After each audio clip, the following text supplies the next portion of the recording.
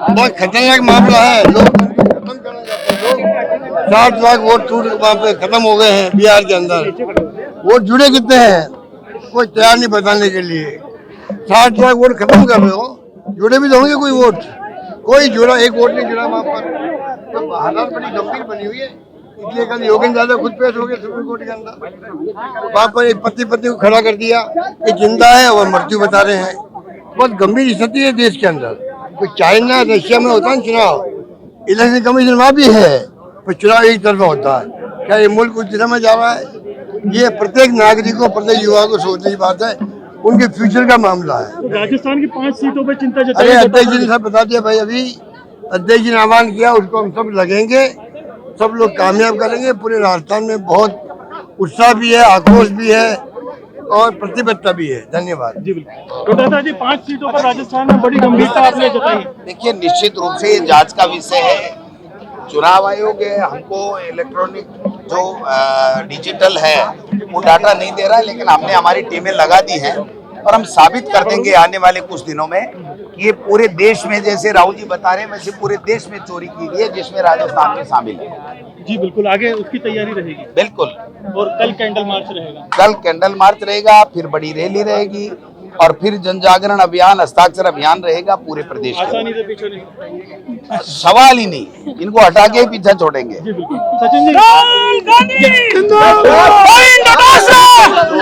डोटासरा जी ने कहा हमने 3 मुद्दे उठाए हैं। चीफ इलेक्शन कमिश्नर का जो चयन होता है उस प्रक्रिया को क्यों बदला?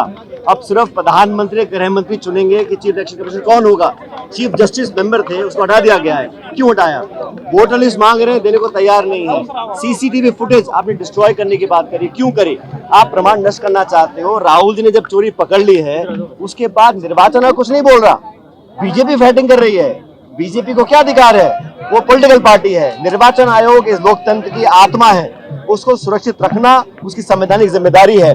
निर्वाचन आयोग पे जब सवाल उठते हैं, आप बजाय जवाब देने के आप नोटिस देना चाहते हैं। राहुल जी साहब एफिडेविट मांग रहे हैं, लोकसभा में आप 200 सांसदों को डिटेन कर रहे हैं, राहुल जी खड़गे जी को आप अरेस्ट कर रहे हैं। और सबसे बड़ी बात यह है कि हमने कहा जांच करो, आरोप नहीं लगाए, गड़बड़ी दिखाई है तथ्य प्रमाण के साथ।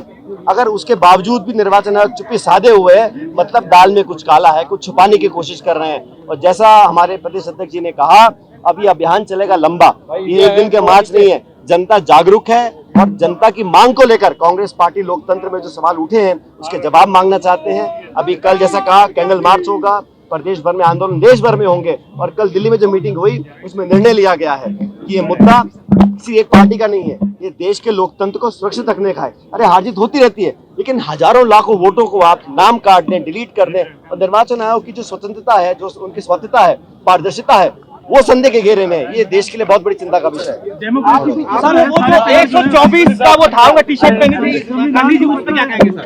देखिए, हाँ, तो 124 साल की महिला को आप नए वोटर में जोड़ रहे हो, फर्जीवाड़ा आप लोग कर रहे हो, मरे हुए लोगों को जिंदा दिखा रहे हो, जिंदों लोगों को मरा हुआ बताकर उनके नाम काट रहे हो, गरीब का वोट काटना चाहते हो, ये आपकी प्लानिंग है। लेकिन भाजपा के लोग आप पे आरोप लगा रहे हैं कि जिससे हम वोट की बात कर रहे हैं। मैं मान जाऊंगा, भाजपा के लोगों को मान जाऊंगा। जो राहुल गांधी जी ने सबूत रखे हैं उसका जवाब तथ्यों के साथ दे दे, मैं मान जाऊंगा। ये वोट चोरी से सरकार चला रहे हैं।